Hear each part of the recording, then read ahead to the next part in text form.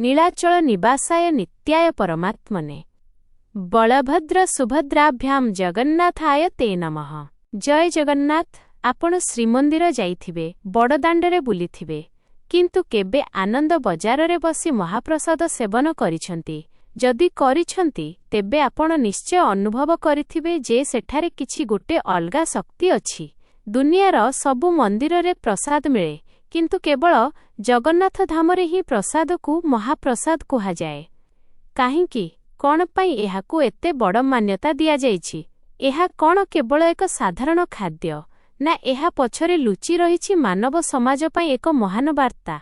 आजिर जगन्नाथ उपदेशरे आसंतु बुझिबा महाप्रसाद ओ समानतार सेही गूढ़ रहस्यकू।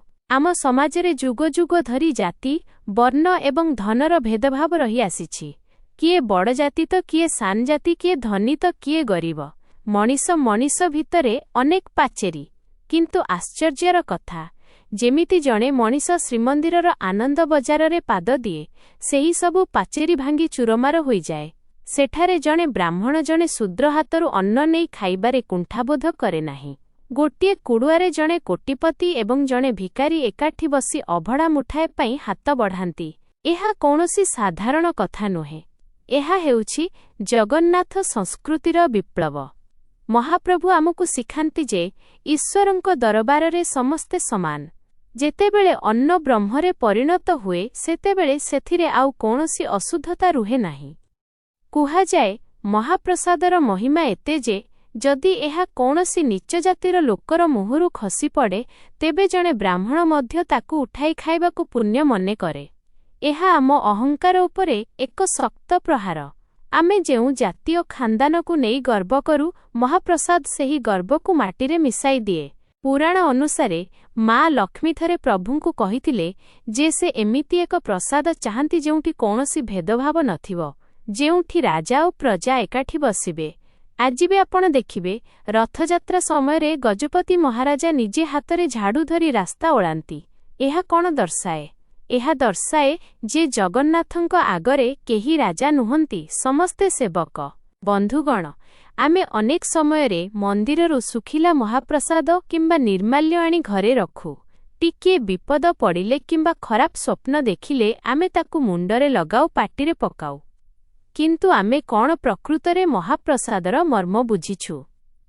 जदि आपण महाप्रसाद खाउछंती, किंतु आपणक मनरे अन्य मनीष प्रति घृणा अछि, जदि आपण गरीब लोककू देखि नाक टेकुछंती, तेबे से महाप्रसाद खाई किछि लाभ नाही।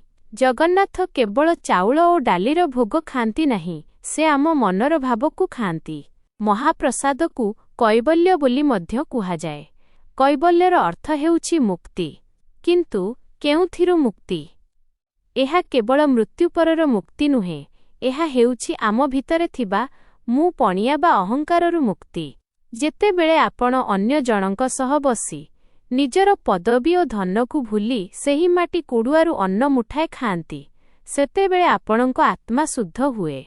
सेतेबेले आपण अनुभव करंती जे आमे समस्ते गोटिए पितांक संतान। तेबे आजिर जीवनरे आमे एथिरु कोन शिखिबा? आजि आम समाजरे पुणी थरे भेदभाव बढ़िबारे लागिछि।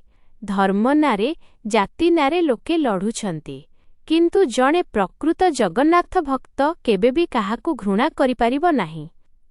जदि आपण जगन्नाथंकू भल पाआंती, तेबे तांको सृष्टिकू मध्य भल पाइबाकू पड़िबो। आपणक घरकू आसुथिबा छोट लोकटी हेउ किंबा रास्तारे जाउथिबा असहाय मनीषटीए हेउ, समस्तंक भितरे सेही कालिया ठाकुरंकू देखिबाकू चेष्टा करंतु। महाप्रसाद केवल पेट भरिबा पाई नुहे, एहा मन भरिबा पाई।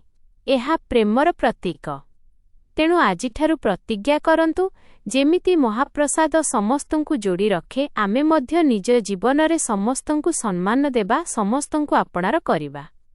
कारण जेउठी भेदभाव न थाए, सेठी ही जगन्नाथ थांती। आसंतु मनरु सबु अहंकार त्याग करी हाथ जोड़ी सेही पतित पावनंक पाखरे प्रार्थना करिबा। हे प्रभु, आमकू एमिति सदबुद्धि दियो जेपरि आमे समस्तंकू समान दृष्टिरे देखि पारिबु।